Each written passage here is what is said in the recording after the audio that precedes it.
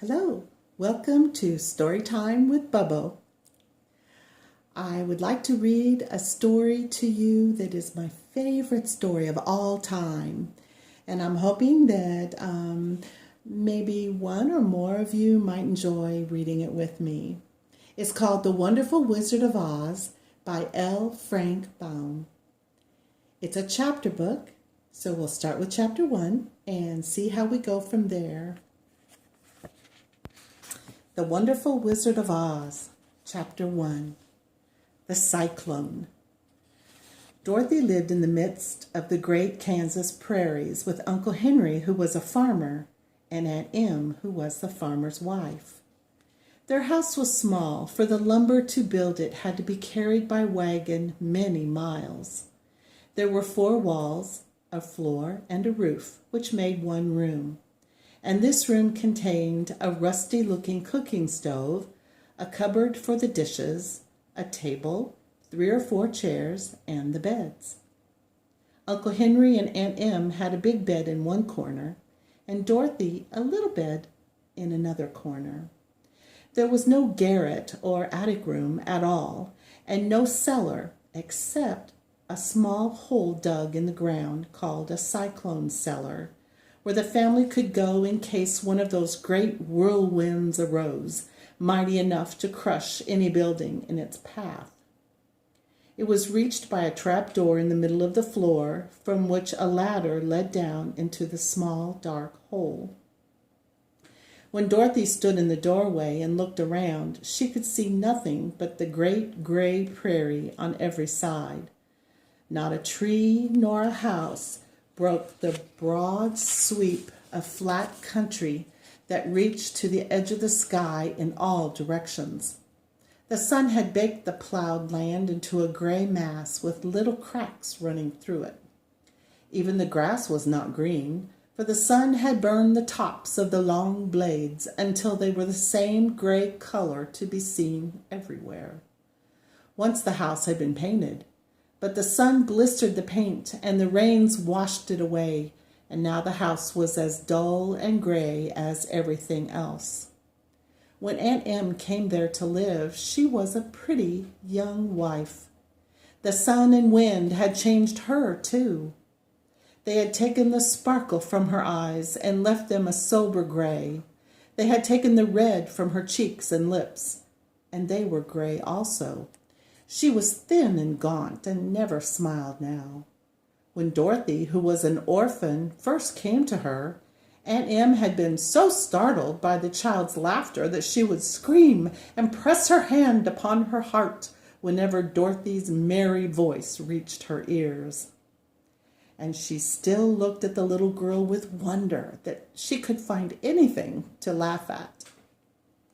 Uncle Henry never laughed. He worked hard from morning till night and did not know what joy was. He was gray also, from his long beard to his rough boots, and he looked stern and solemn and rarely spoke.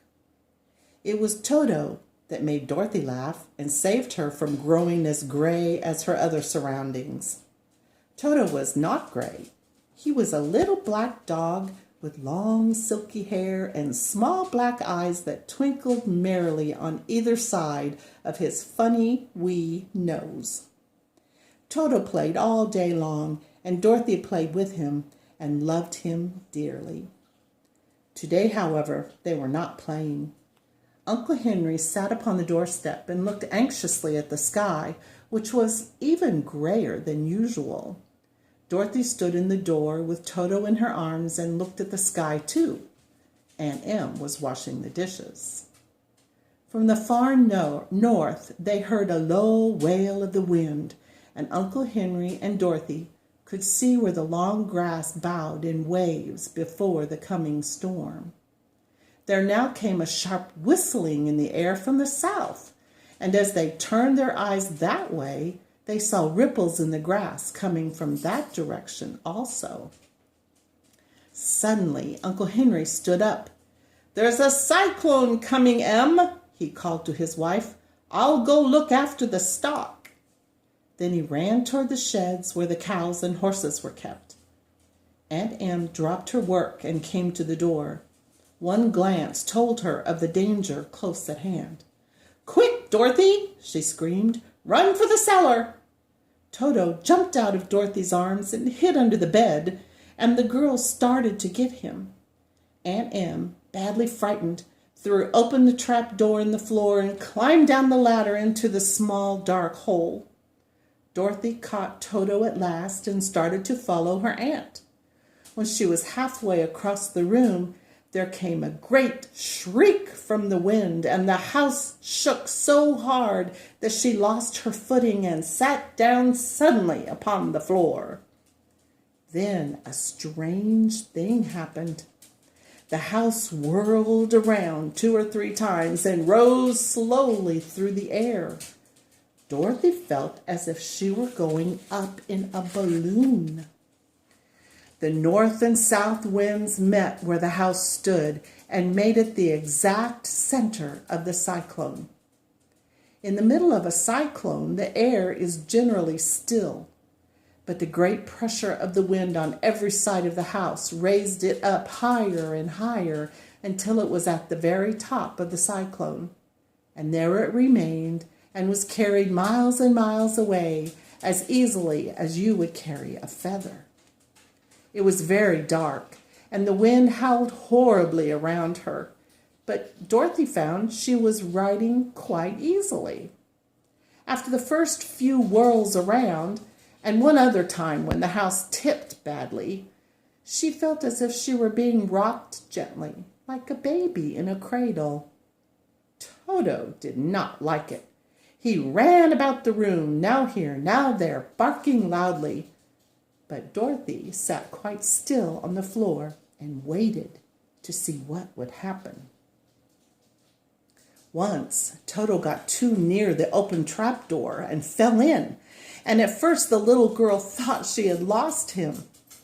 But soon she saw one of his ears sticking up through the hole, for the strong pressure of the air was keeping him up so that he could not fall. She crept to the hole, caught Toto by the ear, and dragged him into the room again, afterward closing the trap door so that no more accidents could happen. Hour after hour passed away, and slowly Dorothy got over her fright, but she felt quite lonely, and the wind shrieked so loudly all about her that she nearly became deaf. At first she had wondered if she would be dashed to pieces when the house fell again. But as the hours passed and nothing terrible happened, she stopped worrying and resolved to wait calmly and see what the future would bring. At last she crawled over the swaying floor to her bed and lay down upon it, and Toto followed and laid down beside her. In spite of the swaying of the house and the wailing of the wind, Dorothy soon closed her eyes and fell fast asleep. And that, my friends, is chapter 1. Stay tuned for chapter 2 of The Wonderful Wizard of Oz.